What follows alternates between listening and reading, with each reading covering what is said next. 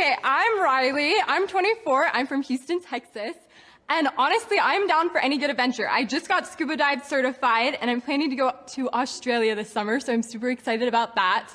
And then I just picked up skiing like 2 years ago, and I honestly love any themed party. Like, those are like my favorite things to go to, my favorite things to plan. And I'm looking for someone that wants to be my adventure buddy, and it's someone that I can trust in and is going to be there for me. Aww. Hello and welcome to Hypertrophy Odyssey, chapter 346. It is the second day of the week, aka the special bean cannon workout. I am feeling very good right now, very excited for this workout. But anyways, to the main subject matter for today, the travel phenomena. So, the main reason why I wanted to discuss this is because this is an ongoing trend that I've noticed with a lot of people. And it's not just particularly one person or the other or anything like that, but it is a trend amongst women mostly, not necessarily mostly, but a trend amongst women, occasionally the men, but they have a little bit of a different viewpoint on the world. But I think there is something interesting about the fact that for some reason, people want to travel a lot, all the time, for some reason. And I wanted to talk about that because it seems like a very interesting concept, to say the least. I mean, most people travel as in for leisure is a relatively modern thing in the, world. It's not necessarily that far off from when once it was created. Realistically, the world's been kind of shit for, decades and centuries for a while there, and also means of travel haven't really evolved until about the 1950s. So it's been an interesting dynamic. Mostly travel, if you were to do it, is because you wanted either a fresh start in a new city or something along those lines. Nowadays, travel for leisure is all the rage, and I'm not even going to say I'm necessarily hating on it, because I'm not. This video isn't necessarily like a viewpoint as this as a negative, but I am curious as to why it's become something, and the nomadic lifestyle that people may or may not want to live. I want to look at it in that lens, because I think for me that's the more interesting part, the idea of always going somewhere, always having something to do, and for some reason that always being very prevalent with women in particular who want to see the world or whatever. So I wanted to talk about that, and it just seems like an interesting subject matter to me personally. I think there are a lot of ways that I can attack this, so I'm very curious. But with that being said, I'll see you at Mother Base. Alright, so started this day off with squats, which are pretty good. But anyways, back to the main subject matter for today. The travel phenomena.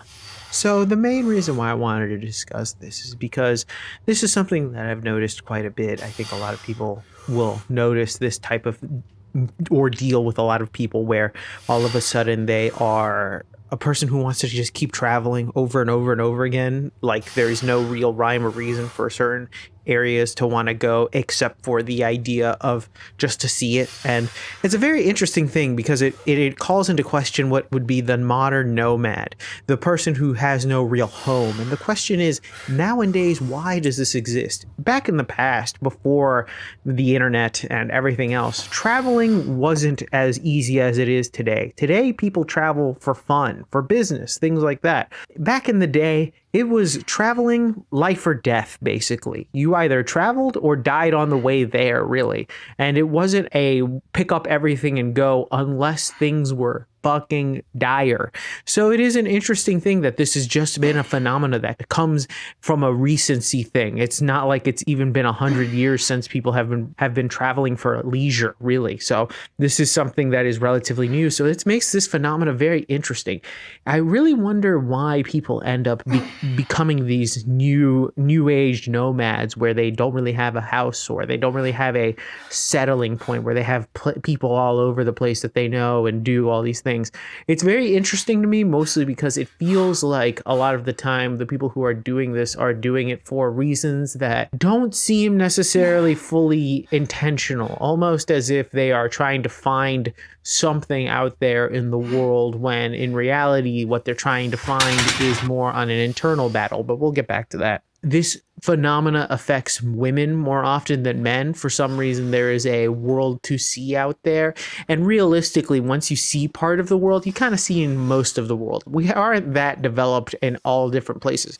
There are marvels to look at, of course, but at the same time, they aren't anything to go crazy about, nor to get into massive amounts of credit card debt in, because that is one of the issues that keeps coming up as well with this travel phenomena, because people will just say, fuck it, I'm going to say, go everywhere I want to go, and also get into massive credit card debt, or just become a nomad in the US and just live the van life, which honestly, the van life will be a whole other episode on its own, because that's a kind of different perspective. But some people have to kind of live that life, but some people who choose to live that life are really choosing the struggle for absolutely zero reason. But that's for that. This is different in the sense that these people want to go see the world for some reason, and they never really know why, except for just wanting to see it, which I understand is somewhat of an ideal. I get it.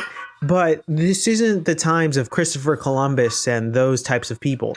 This is modern society with 4K cameras and live streamers everywhere. For me personally, I don't get it, but it also seems as though if you try to pick and choose these people, or at least if you try to pick the brains of these people, more likely than not, they never can really give you a concrete or satisfying answer as to why they want to travel the world. Realistically, it's probably to, quote, find themselves. That's what they'll probably say, which in all honesty is something that for some reason they do not want to turn the gaze from the outside inward. Why? Because they might not like what they see on the inside, so they try to find the things on the outside to fill the void that is their own life, really, or their own spirituality or soul. It's a very interesting thing. That's how I see it as, because a lot of the time they will never really talk about it. They'll only talk about how much they love to travel, but they don't know anything about themselves, what constitutes their good or evil, or